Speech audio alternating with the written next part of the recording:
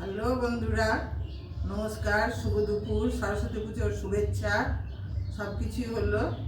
এবার আমি এখন এই যে গরম গরম ধোঁয়া ওঠা ভাত, হ্যাঁ, আর সেই দিন টমেটোমের আচারের মতো চাটনি করেছিলাম, এই যে চাটনি সেটা আগের করা আছে।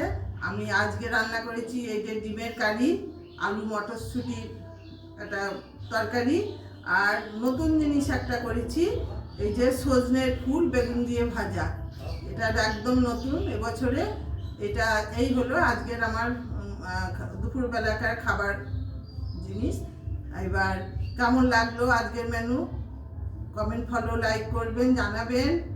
আর আপনাদের খাওয়া হলো নাকি বা কি খেলেন সেটাও জানাবেন, তাহলে আমি বুঝতে পারবো আপনারা কীরকম ভিডিও চান।